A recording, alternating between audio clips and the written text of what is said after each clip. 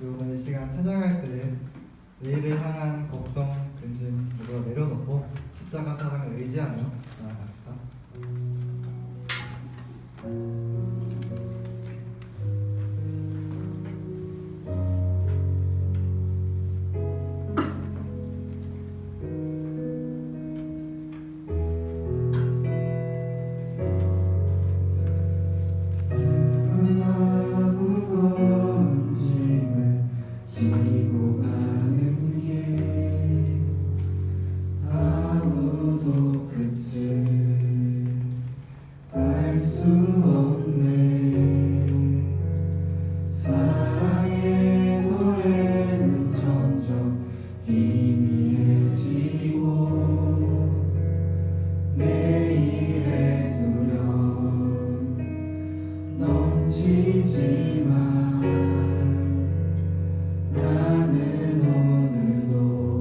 다시 한번 찬양할까요?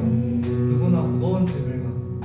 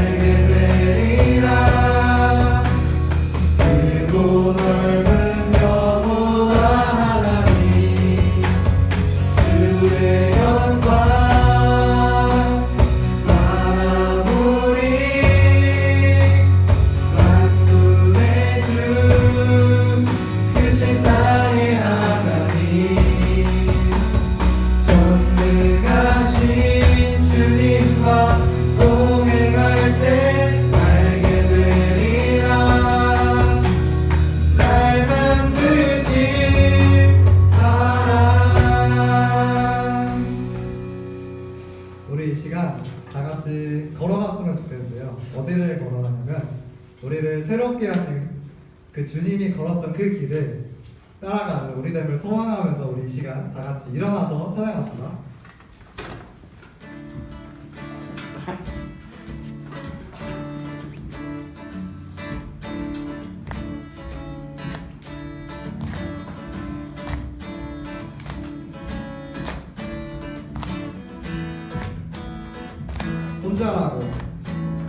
혼자라고 느낄 때 늦었다고 생각할 때 더는 안 될 거라 말할 때 늘 찾아오시네.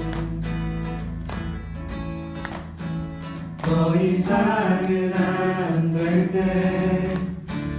내 힘으로 못할 때 닫힌 문을 여시고 빛을 밝혀주시네.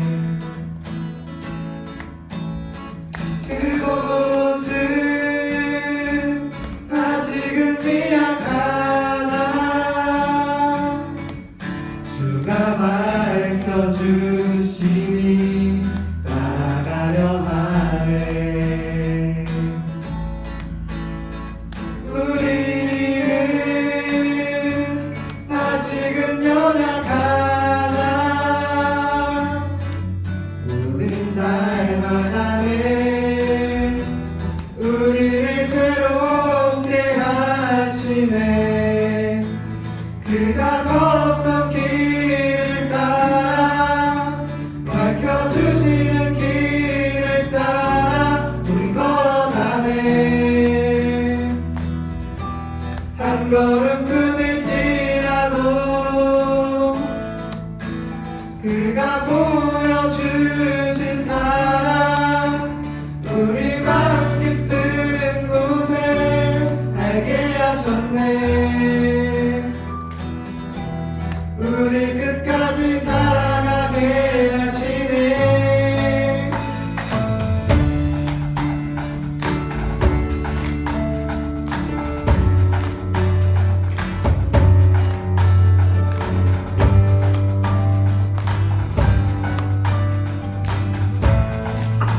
다시 한번 혼자라고 느낄 때 혼자라고 느낄 때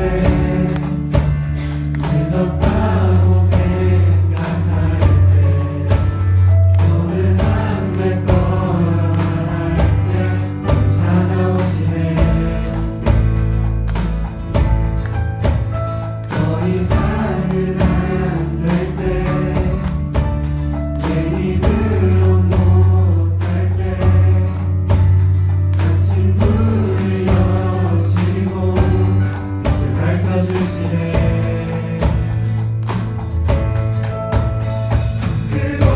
그곳은 아직은 미약하나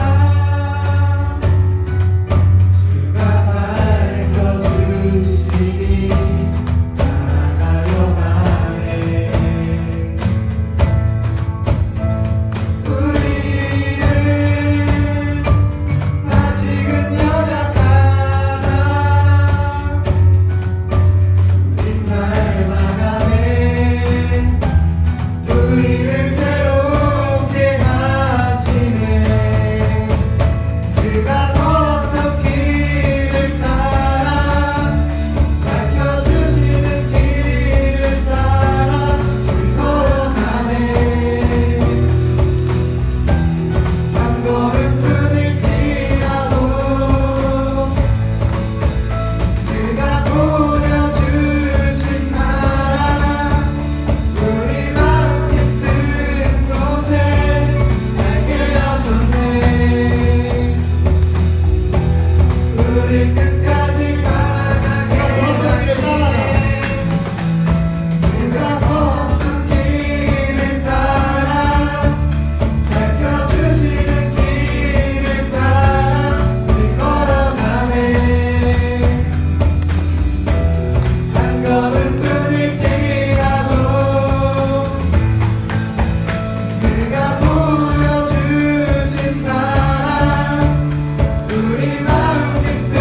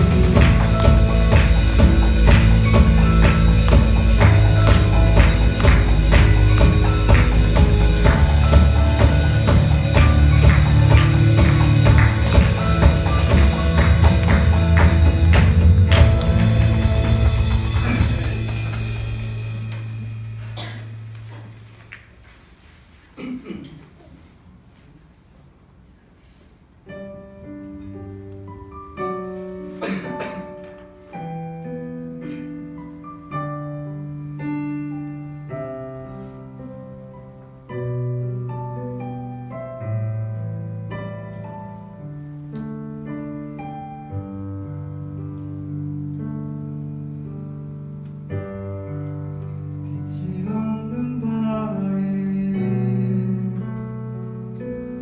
홀로 남겨진 채로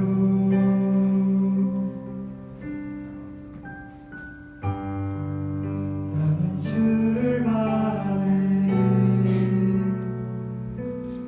예수 내 손 잡아주시네.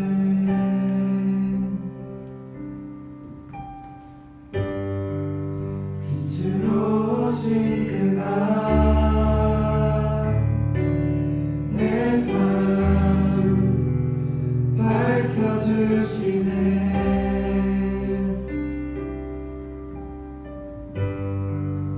나는 주를 따르리. 늘 평생 주 사랑하리라.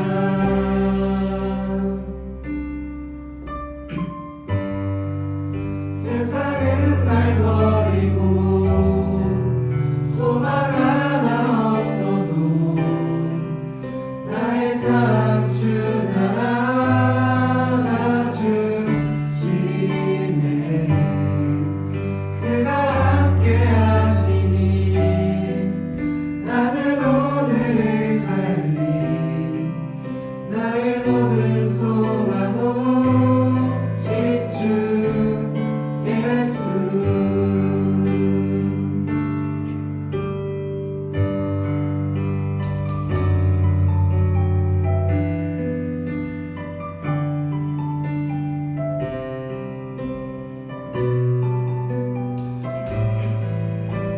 빛으로 오신 빛으로 오신 그가 내 삶 밝혀주시네.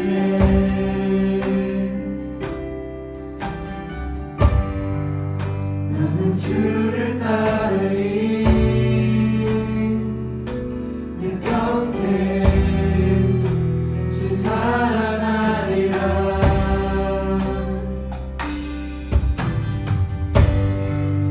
세상은 날 버리고 소망 하나 없어도 나의 사랑 주 알아주시네. 그가 함께 하시니 나는 오늘을 살리. 나의 모든 소망 오직 예수.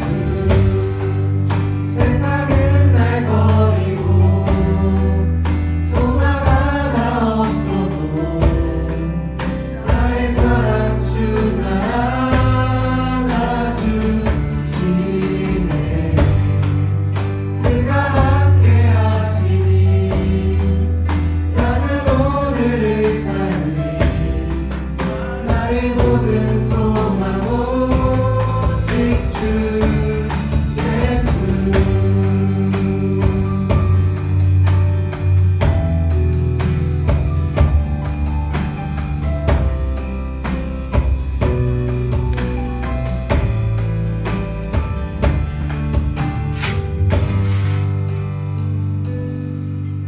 사랑의 하나님, 우리의 찬양 받아주시면 감사를 드립니다.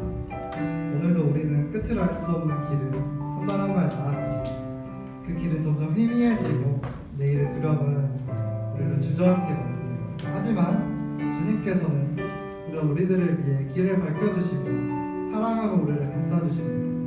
우리 이제 내일을 향한 두려움과 걱정을 모두 다 주님께 맡겨드리고 그 길 끝에 있는 주님의 영광을 바라보며 하루하루 기쁨과 감사 넘치는 우리들을 허락해주세요. 이 모든 말씀 예수님의 이름으로 기도드렸습니다. 아멘. 사도신경으로 신앙 고백하시겠습니다. 전능하사 천지를 만드신 하나님 아버지를 믿사오며 그 외아들 우리 주 예수 그리스도를 믿사오니 이는 성령으로 잉태하사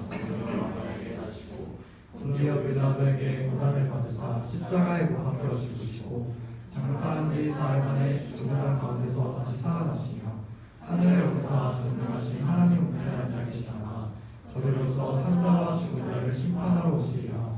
성령을 믿사오며 거룩한 공예와 성도가 서로 교통하는 것과 죄를 사하여 주시는 것과 우리 다시 사는 것과 영원히 사는 것을 믿사옵나이다. 한 절씩 번갈아 가면서 성시교도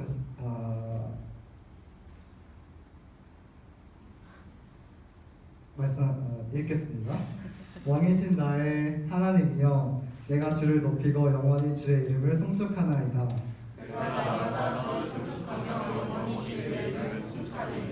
여호와는 위대하시니 크게 찬양할 것이라. 그의 위대하심을 측량하지 못하리로다.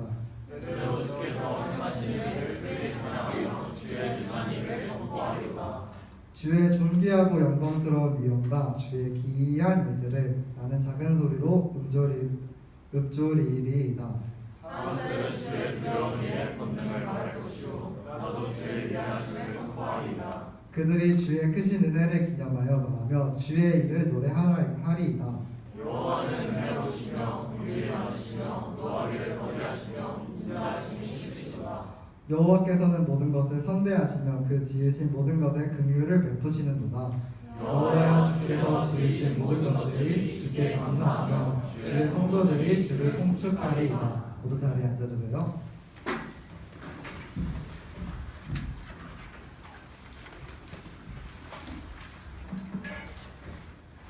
다 같이 기도드리겠습니다. 주님 감사합니다. 오늘의 예배와 이 장소와 시간을 허락하여 주심에 감사합니다. 매주 드리는 예배이지만 이 예배에서 주님께 온전히 드리는 저희의 간구와 간절함이 주님께 전달되기 원하고 소중하게 생각되오니 주님께서 이 모든 것 알아주시고 받아주시옵소서. 이제 어느덧 학기가 시작하고 시간이 많이 흘렀습니다. 스토니브룩 학생들이 학업에 굉장히 바쁜 가운데 지내고 있는데 공부하면서 힘들고 지치겠지만 그 상황 속에서도 주님을 잊지 않고 굳건히 나아가 이겨내는 저희 스토니브룩 학생들이 되게 해주시옵소서. 지금의 상황이 벅차고 어려울지라도 긍정의 태로 그리고 항상 주님께서 함께 하신다는 마음을 가지고 나아가는 믿음 허락하여 주시옵소서. 오늘의 예배 가운데 있는 모든 도움의 손길들과 예배를 준비하는 이들을 축복하여 주시옵고 말씀 전해주시는 전도사님에게도 축복하여 주시옵소서.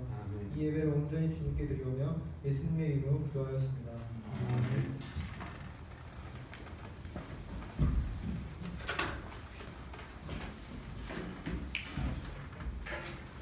오늘 하나님이 주신 말씀은 여호수아 6장 8절부터 14절 말씀입니다.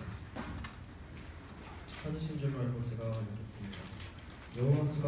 여호수아가 백성에게 이르기를 마침에 제사장 7은 양각 나팔 7을 잡고 여호와 앞에서 나아가며 나팔을 불고 여호와의 언약궤는 그 뒤를 따르며 그 무장한 자들은 나팔 부는 제사장들 앞에서 행진하며 후부는 그의 뒤를 따르고 제사장들은 나팔을 불며 행진하더라. 여호수아가 백성에게 명령하여 이르되 너희는 외치지 말며 너희 음성을 들리게 하지 말며 너희 입에서 아무 말도 내지 말라. 그리하다가 내가 너희에게 명령하여 외치라 하는 날에 외칠지니라 하고 여호와의 궤가 그 성을 한번 돌게 하고 그들이 진영으로 들어와서 진영에서 자니라. 또 여호수아가 아침에 일찍이 일어나니 제사장들이 여호와의 궤를 메고 제사장 7은 양각 나팔 7을 잡고 여호와의 궤 앞에서 계속 행진하며 나팔을 불고 무장한 자들은 그 앞에 행진하며 후분은 여호와의 궤 뒤를 따르고 제사장들은 나팔을 불며 행진하니라. 그 둘째 날에도 그 성을 한 번 돌고 진영으로 돌아오니라. 엿새 동안을 이같이 행하니라. 아멘.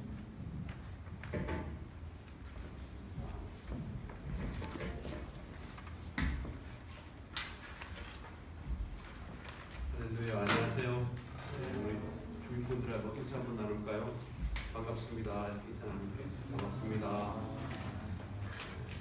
반가워요. 별로 안 반가운 것 같아. 좀 이렇게 얼굴을 좀 밝게 하고 주위 분들에게 인사를 해야지. 다시 한 번만 할게요. 반갑습니다. 아소리 반가워.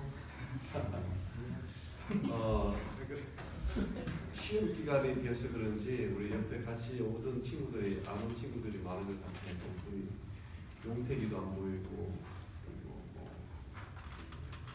종서, 진규 그리고 제레미도 오늘 안 보이고 많이 안 보이는데 혹시라도 그 학교에서 우리 스토리그룹 친구들 그 얼굴 보면은 반갑게 인사하고 꼭 같이 교회 나와라고 이렇게 한번 이야기해 주세요.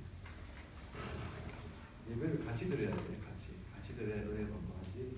내 혼자 은혜 받으면 되나? 그죠? 제가 말씀 듣고 먼저 기도하고 같이 하나님 말씀 나누겠습니다. 같이 한번 눈 감고 기도하겠습니다. 아버지 하나님 고맙습니다. 거룩한 주일날 저녁에 또 이렇게 모여서 아버지의 말씀을 대면합니다. 제가 얼마나 부족하고 연약한 것을 주님께서 알고 계십니다. 아버지께서 사랑하는 영혼들을 이 자리에 불러주셨는데 이 영혼들 마음을 다하여 주님 앞에 나왔습니다. 예배 가운데 말씀 가운데 주님의 음성을 듣게 하여 주시옵소서. 주님의 음성을 들어야 살아갈 수가 있습니다. 아버지 하나님 이 영혼들의 마음 가운데 주님의 말씀이 누려지게 하여 주시옵소서. 오직 아버지만 의지하고 나갑니다.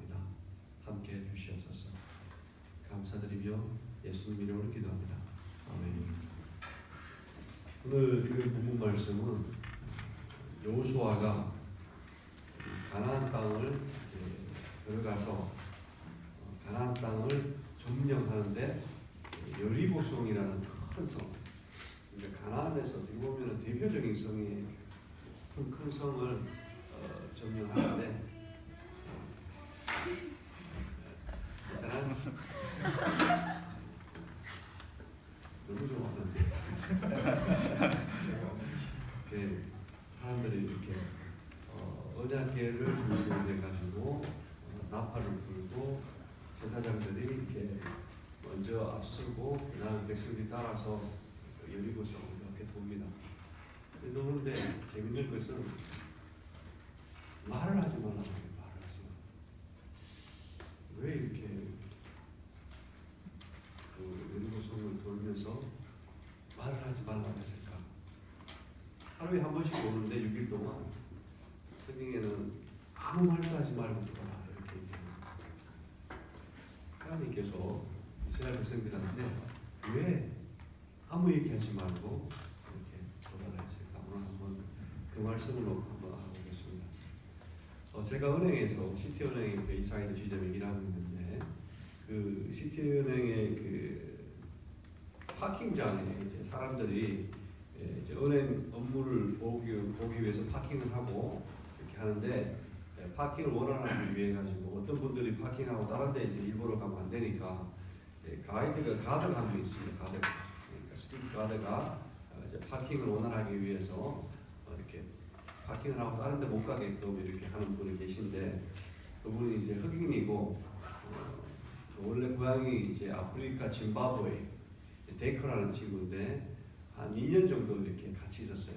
그래서 저랑 이렇게 이야기도 많이 하고 친해져 가지고 이제 그 형제가 자메이카에 있는 어떤 교회를 다니는데 매일마다 나랑 이제 하나님 말씀을 이야기하고 이렇게 친해졌어요.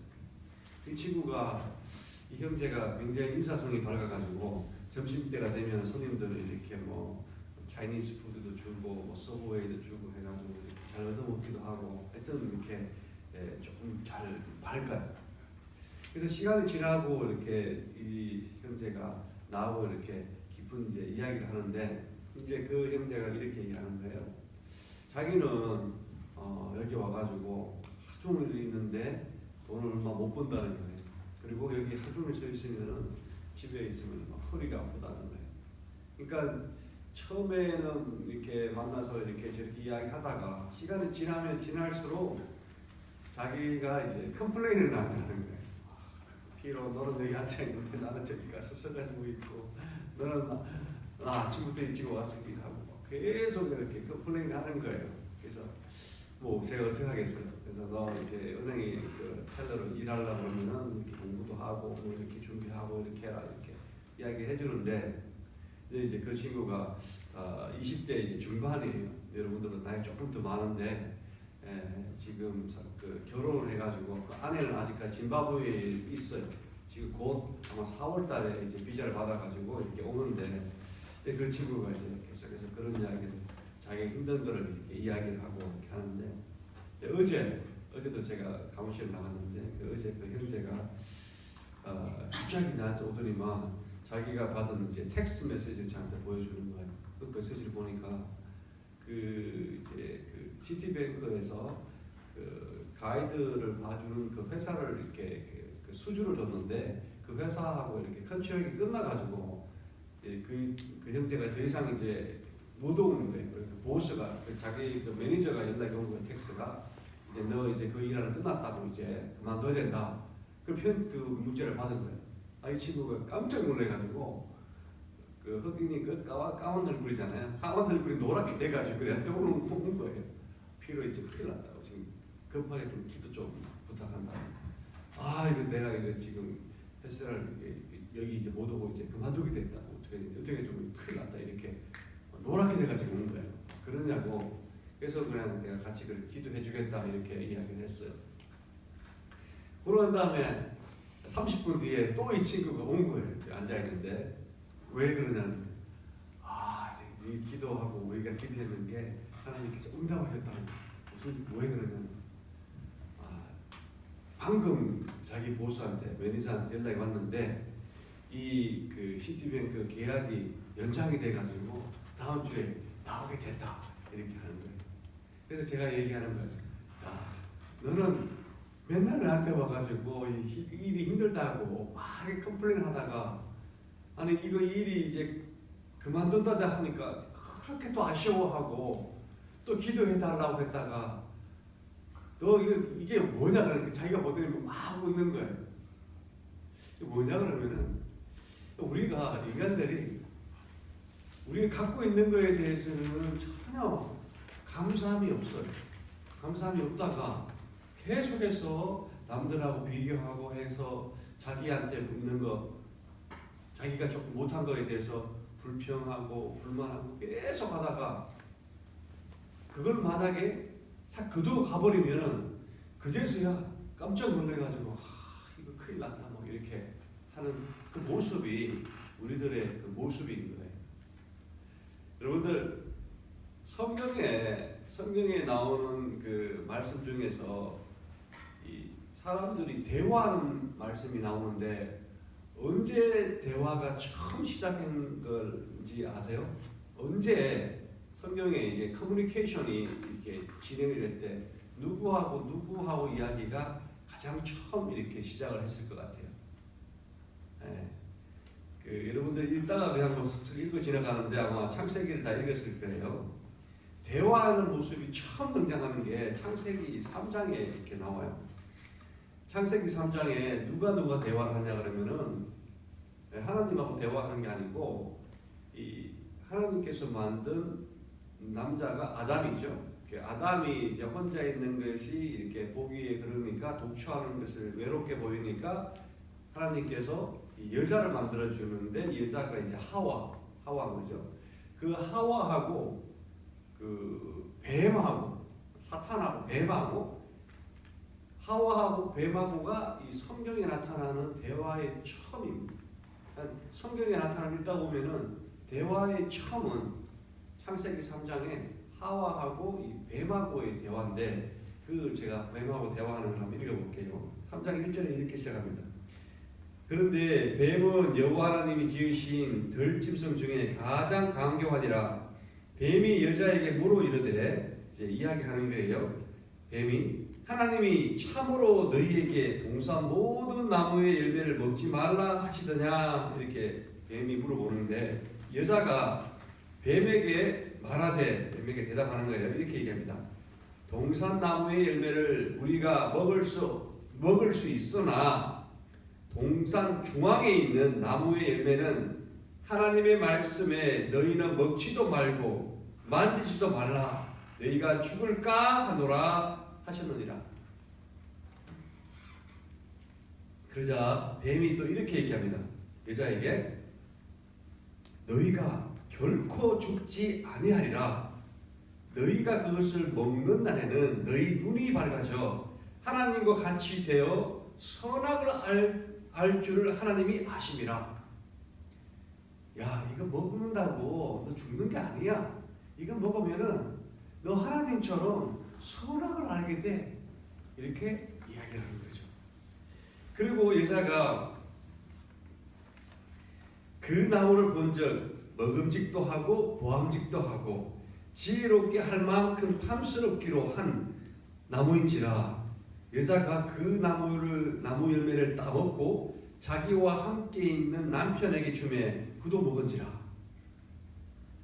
첫 대화가 뱀하고 여자라고 이야기하는데, 하와라고 이야기하는데, 사실은 창세기 2장에 어떻게 나오냐고 그러면은 하나님께서 이 인간에게 이야기하는 첫 번째 말씀이 명령인 거예요. 무슨 명령이냐면은 선악을 알게 하는 나무의 열매는 먹지 말라. 내가 먹는 날에는 반드시 죽으리라 하시니라. 하나님께서 인간에게 한 첫 번째 말은 선악과를 따먹지 말라. 이 따먹으면은 반드시 죽으리라.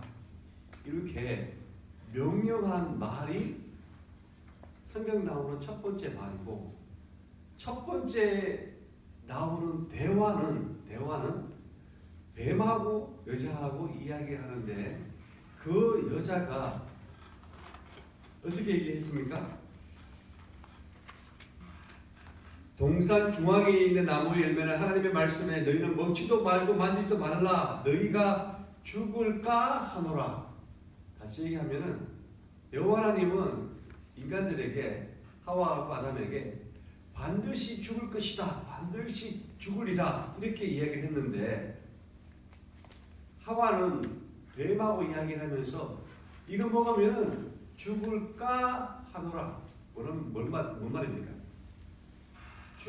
죽지 싶을 거야. 그러니까 정령 반드시 죽는다 이렇게 얘기했는데, 첫 번째 대화에서 이 인간은 하나님의 말씀을 왜곡시켜 버립니다.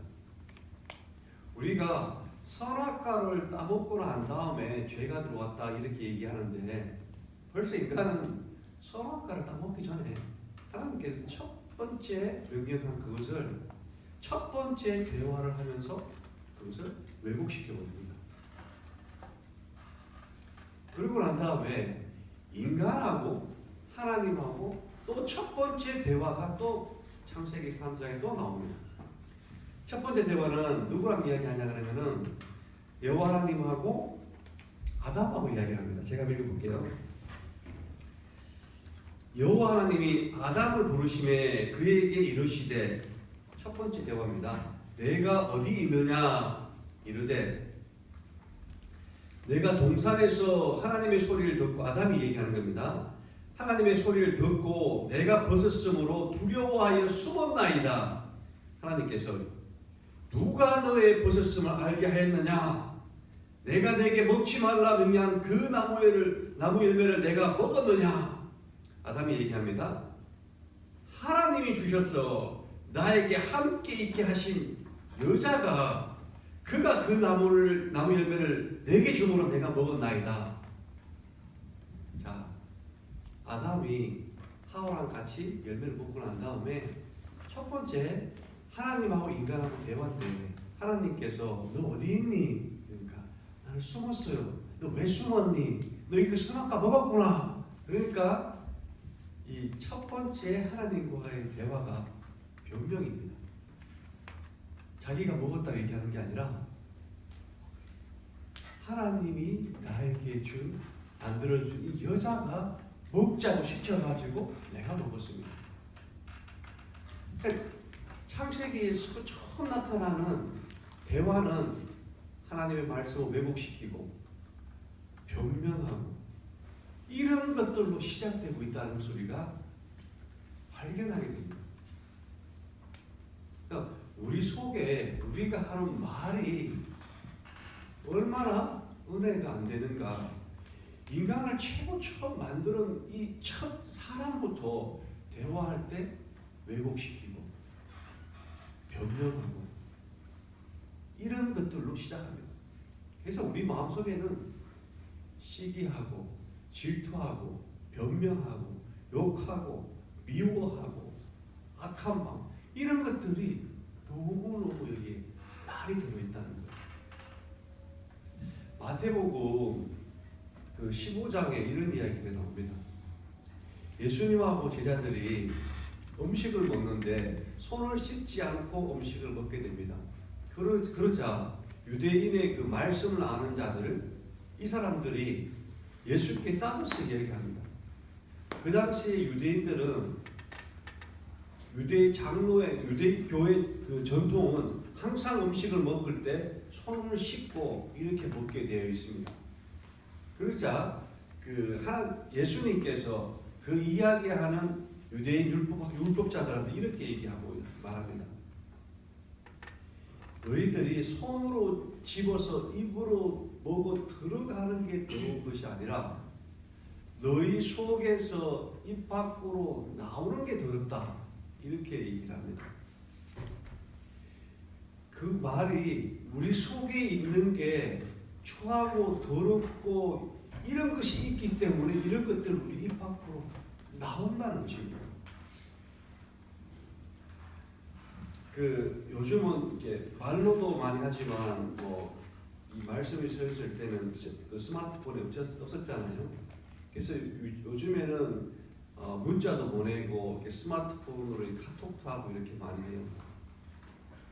제가 우리 꼬맹이들을 가르치고 있는데 우리 꼬맹이 중에 5학년인 애들이 한 5명 돼가지고 걔네들이 이제 몇 명은 전화기를 가지고 있고 이제 몇 명은 아직 안 가지고 있는데 지연이 같은 경우에는 전화기가 없어서 이제 그 카톡을 애들이 하는데 제가 대충 이렇게 전화기를 빌려줘서 이제 카톡을 하는데 초등학교 5학년 애들이 모여가지고 카톡 하는데 한 10몇 분 만에 이 문자가 100개 이상이 왔다 갔다 해요.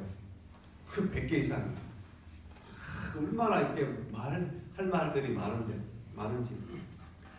그 5명이 그걸 하는데 그래서 뭐 이렇게 제가 놔뒀어요. 그래서 한 시간이 지나가지고 딱 보니까 그 5명 중에서 1명이 아마 이렇게 카톡으로 이렇게 이야기를 할 때 이제 좀 빠져 있었는가 봐요. 그러니까 1명이 빼놓고 4명이서 막 얘기를 하는 거예요. 그러니까 1명이 보니까 자기가 없는데 그 카톡 문자가 한 200개가 왔다 갔다 하는 거예요. 그래서 그 1명이 화가 나가지고 카톡방을 확 나가버렸어요. 그 꼬맹이들이 나가가지고 그래서 이제 왜 나갔냐 물어보니까 어떻게 자기도 없는데 어떻게 애들이 200가지나 얘기를 할 수 있냐고 막 이렇게 해가지고 그래서 이제 한 며칠 지나니까 나간 애가 또 심심하니까 또 자기가 또 카톡방을 새로 만들어가지고 다 불러들였어요. 같이 이야기하자고. 그런 모습을 보면서 참 우리 인간들은 참 재미있구나. 하나님이 주신 그 말로서 의사소통을 하는 것도 있지만 사람들의 마음을 이렇게 힘들게 하고 어렵게 하고 이런 것들이 우리 속에서 이 말들로 통해서 너무 많이 나온다는 것을 제가 발견할 수 있었습니다. 출애굽을 하고 난 다음에 이스라엘 백성들이 여러분들 출애굽을 할 때 그냥 야 같이 가자. 하나님께서 저기 우리가 적과 꿀이 흐르는 땅을 예비해 해놨으니 같이 가자. 이렇게 나온 것이 아닙니다, 여러분. 출애굽을 할 때 애굽 지역에 10가지 재앙이 일어나는데 놀라운 재앙들입니다. 마지막에는 그 애굽에 있는 모든 첫 번째 난 그 장자들이 아들들이 짐승의 첫 새끼들이 다 죽게 됩니다. 그런 놀라운 이적들을 보고 이스라엘 백성들이 그 출애굽을 애굽 땅을 떠나서 나옵니다. 떠나서 나오고서 그걸 끝나는 게 아닙니다. 홍해 앞에 가서 그 바다 앞에 갈 길이 막혔는데 애굽 군사들이 막 달려올 때 모세가 지팡이에 들어서 그 홍해를 가르게 합니다. 그 홍해가 갈라지고 그 마른 땅을 건너가지고 이스라엘 백성들이 건너갑니다. 여러분 그 광경을 조금만 한번 생각해 보십시오. 얼마나 이게 위대하고 어메이징한 일인지 얼마나 어메이징합니까? 그런데도 불구하고 이스라엘 백성들은 하나님께서 불기둥과 구름 기둥으로 인도하는데도 불구하고 물이 없다고 불평합니다. 우리한테 이런 물을 안 주냐고, 여기서 목말라 죽게 하냐고 이렇게 또 불평합니다. 물이 있는데 물이 너무 쓰다는 겁니다. 물이 달지 않다는 겁니다. 물이 쓰다고 이렇게 불평합니다. 또 불평하는 것입니다. 제가 한번 그 민수기 한번 읽어볼게요. 얼마만큼 이스라엘 백성들이 불평하냐 그러면은 먹을 게 없으니까 하나님께서 만나를 내려줍니다. 아침 일찍 가면은 이슬처럼 오는데 거기에 아주 그냥 먹을 양식을 매일마다 줍니다. 만나를 줍니다. 근데 이스라엘 백성들은 그 만나를 보고 이렇게 얘기합니다. 한번 제가 어떻게 불평하는지 보겠습니다. 민수기 11장에 보면은 4절에서 6절까지인데 이렇게 제가 읽어보겠습니다.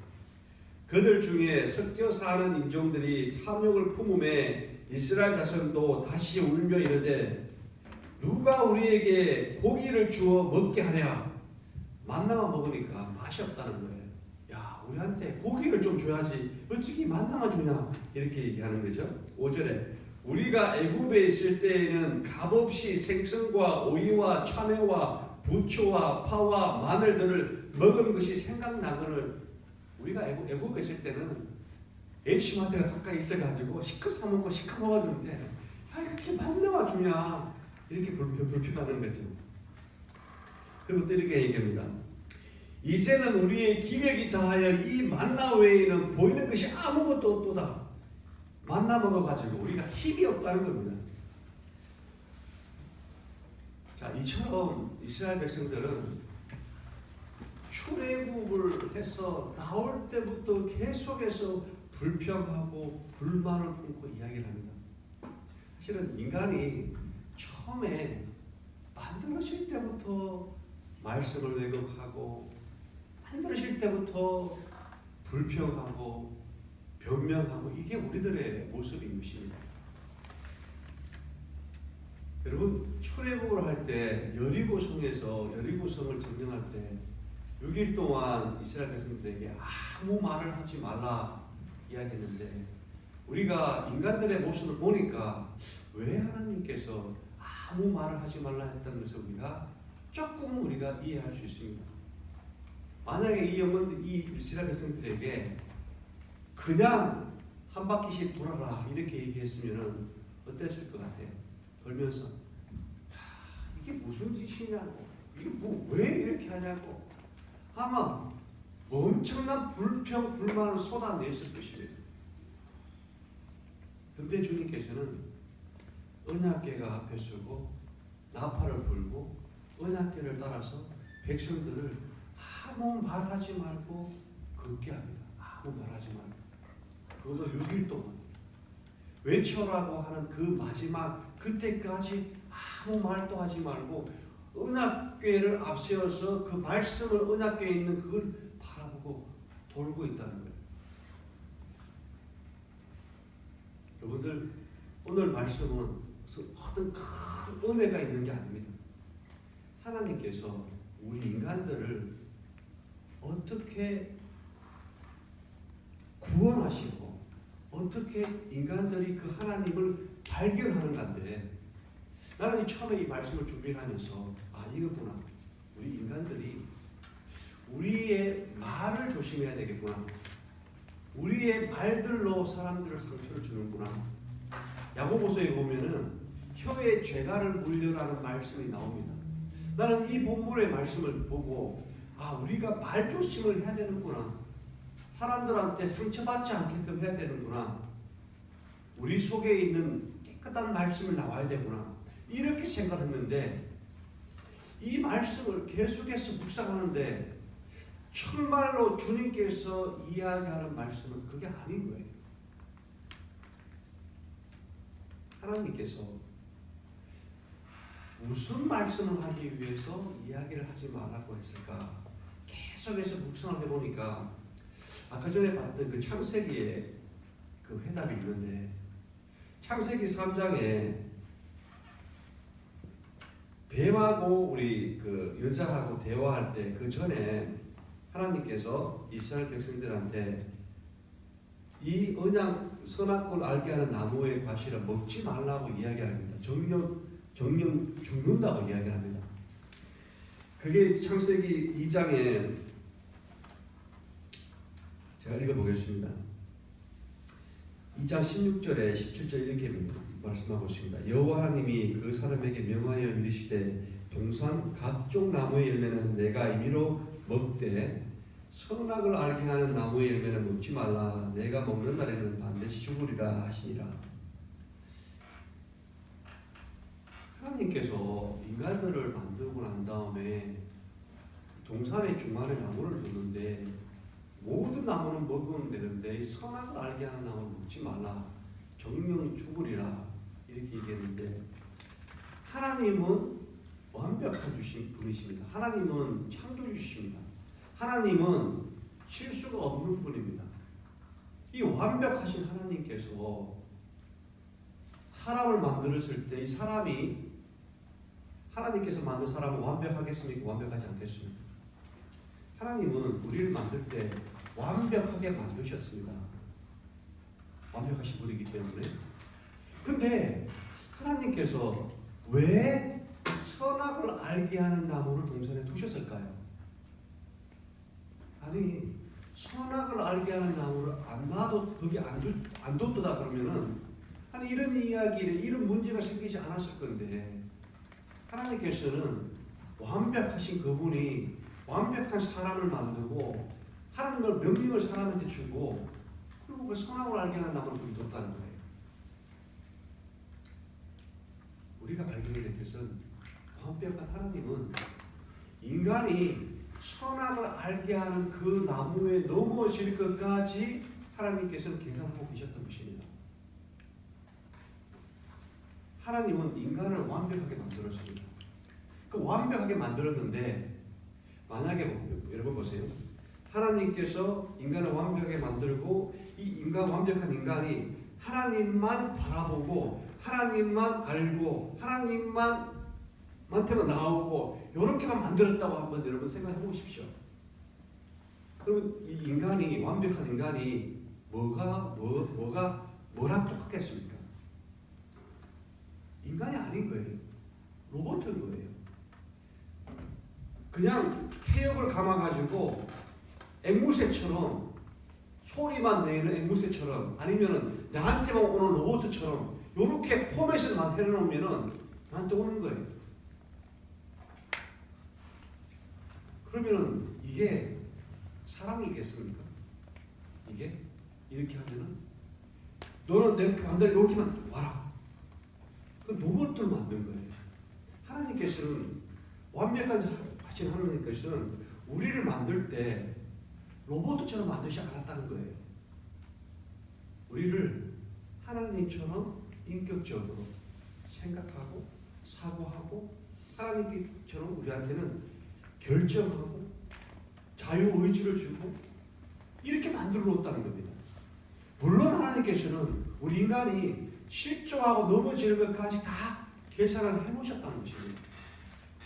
어떻게 보면 하나님께서는 이 선악을 알게 하는 나무를 어떻게 보면 이걸 먹고 넘어지는 것까지 다 알고 계셨던 것입니다. 왜? 인간을 로봇으로 만들지 않기 때문에.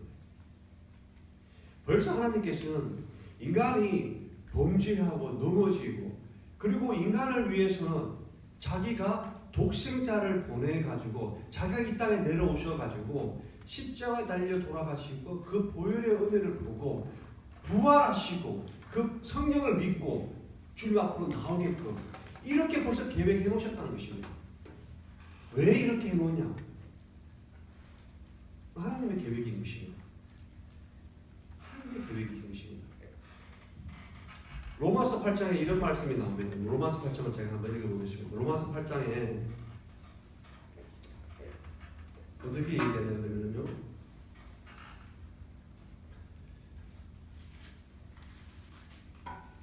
피조물에 대해서 로마서 8장에 사도 바울이 이렇게 얘기합니다. 하나님의 말씀을 받은 피조물에 대해서 사도 바울이 피조물이 거대하는 바는 하나님의 아들이라 나타나는 것이니 피조물이 허무한 데 굴복하는 것은 자기 뜻이 아니요 오직 굴복하게 하시는 이로 말미암음이라.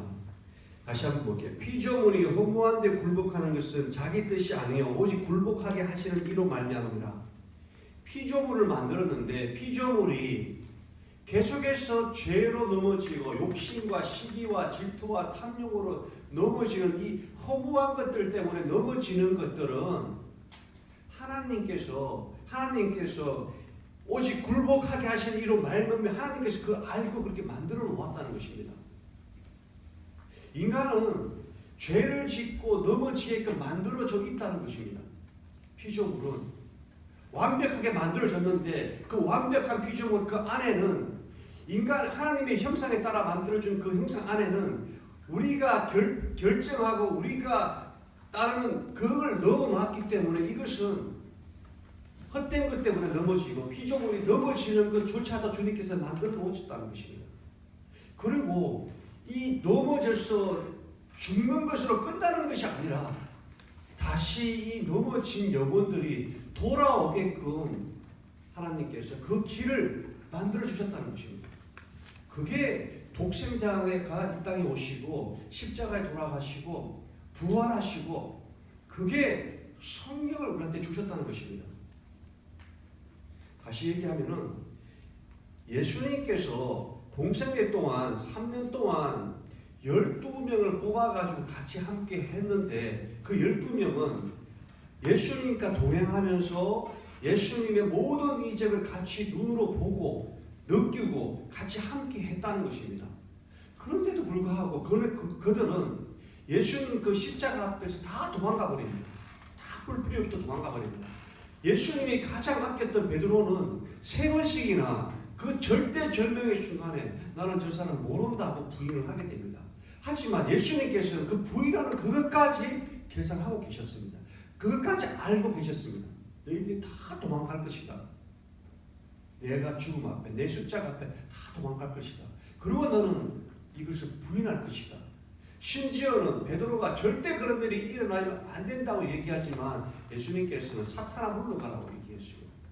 철저히 예수님께서는 그 십자가를 지고 그 십자가의 죽음을 당하셨던 것입니다. 그리고 예수님께서는 사흘 만에 세 번째 날에 부활하시고 그리고 보여주시고 그러고 난 다음에 성천하시고 그 다음에 성령이라는 것을 주십니다. 성령을 주십니다. 성령을 받게 되면은 여기 안에서 변화가 일어나기 시작합니다. 성령을 받게 되면은 그 인간들이 바뀌게 되는데 이 말씀에서는 성령을 받게 되면은 거듭난다. 새로운 피조물이다. 이렇게 이야기를 하고 있습니다. 옛 피조물은 죽고 이제 새로운 피조물이 된다고 얘기를 하고 있습니다. 새로운 피조물이 되게 되면은 사도행전 3장에 보면은 미문에서 성전 미문에서 날 때부터 안전뱅이가 돈을 구걸합니다. 돈 좀 달라고. 근데 베드로하고 요한이 지나가다 그 미문에 있는 안전뱅이를 보고 난 다음에 이렇게 얘기합니다. 내한테는 금과 은은 내게 없거니와 내 안에 있는 성령으로 한다고 얘기하면서 예수님의 이름으로 이야기한다고 하면서 그 안전뱅이를 이렇게 세워서 걷게 합니다. 이 안전뱅이가 날 때부터 안전뱅이가 점프해가지고 뛰면서 주님을 찬양합니다. 이게 어디서 일어났냐 그러면은 성령이 베드로에게 들어오고 난 다음에 일어난 일들입니다. 쉽게 얘기하면은 인간은 처음에 지어질 때부터 하나님께서 피조물을 완전하게 만들었습니다. 그 완전한 피조물은 말이 좀 안 되는 것 같지만 불완전했습니다. 하나님께서 주신 그 결정할 수 있는 자유의지 그거로 말미암아서 인간은 헛된 것을 쫓았습니다. 왜곡시키고 변명하고 시기하고 질투하고 하나님께서 그걸까지 다 알고 그 피조물이 이 허무한데 굴복하게끔 내버려 뒀는데 이 내버려 두는 것을 주님께서 회복시키는 게 십자가였고 그리고 부활이었고 그리고 성령이었다는 것입니다. 이 성령으로 말미암아서 우리가 새로운 피조물이 되는 것입니다. 세상에서 마음을 수련하고 어떤 참선을 하고 어떤 내 마음속에 더러운 것을 나의 노력으로 나의 참선으로 깨끗하게 하고 그건 싹 다 거짓입니다. 진리는 나의 열심으로 내가 거룩하게 되는 것이 아니라는 것입니다. 내가 믿는 예수님이 성령으로 우리한테 들어오게 되면은 성령이 우리 속에서 나의 삶을 바꾸게 된다는 것입니다. 내가 변화된다는 것입니다. 그래서 여러분들이 예수를 믿고 안 믿고라는 것은 여러분들 스스로가 시험해 볼 수가 있습니다. 예수 믿는 사람들은 예수를 믿게 되면은 내가 사람은 그대로인데 뭔가 모르게 어제 지었던 죄가 오늘 짓게 되는 게 마음에 뭔가 찝찝한 거예요. 찝찝한 거예요. 여러분들 그런 거 느끼십니까? 뭔가 내가 이 시간들을 허비하는 게 이게 뭔가 안타까운 거예요. 뭔가 마음의 변화가 일어나기 시작하는 거예요. 뭔가 말씀을 보고 싶기도 하고 뭔가 주님 앞에 기도해야 되겠다는 마음이 들기도 하고 이런 마음이 생기는 거예요. 자기도 모르게. 그래서 말씀을 보게 되고 말씀 속에 주님이 나한테 해놓은 것을 찾게 되고 발견하게 되고 그 발견 가운데서 기쁨이 되고 자꾸 변화되는 거예요. 자꾸 어떤 변화가 있는 거예요. 선한 게 바뀌는 거예요. 거룩하게 바뀌기 시작하는 거예요. 자기도 모르게 바뀌기 시작하는 거예요. 왜 이런 모습이 일어나냐 그러면은 성령이 들어오게 되면은 변화가 일어나게 된다는 것입니다. 변화가 일어나게 되는 것입니다. 내가 변화해야 되지, 변해야 되지 이런 게 아니라 성령이 들어오게 되면은 내가 거듭나게 되고 거듭나게 되면 시간이 지나면 지날수록 내 말이 바뀌고 내 행동이 바뀌고 여기 내 속에 있는 더러운 것들이 점점 정화가 된다는 것입니다. 그래서 말씀을 보고 싶어지기도 하고 기도하고 싶기도 하고 내가 갖고 있는 것을 나누고 싶기도 하고 거룩하게 바뀌신다는 것입니다. 주님께서는 이것을 주기 위해서 성령을 주기 위해서 이 땅에 오셨다는 것입니다. 그래 이것을 깨달아 알아야 되는 것입니다. 나머지는 다 거짓입니다. 다 거짓입니다. 오직 진리는 하나님의 말씀과 이 성령 하나밖에 없습니다. 성령이 여러분들한테 임하면은 여러분들이 권능을 받게 되는데 이 권능은 여러분들의 변화되는 삶을 의미하는 것입니다. 변화되는 삶, 주님 앞에 나왔을 때 부끄럽지 않은 삶, 여러분들이 주님 앞에 나와서 기도하는 이 기도가 그 하늘의 그 향단 가운데 올라가는 그런 기도, 죽어서 없어지는 것을 가두는 것이 아니라 요구하는 것이 아니라 삼는 것이 아니라 그 하늘나라의 그 보좌에 있는 그 창고에 썩지 않고 곰팡이도 피지 않는 거기에 쌓아두는 그 선한 것들이 여러분들 마음속에서 일어난다는 것입니다.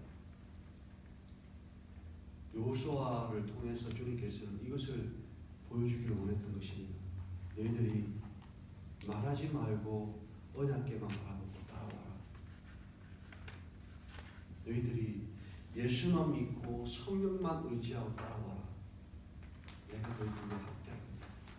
너희들이 염려하고 걱정하고 힘들어하는 것들 내가 다 처리해 주겠다.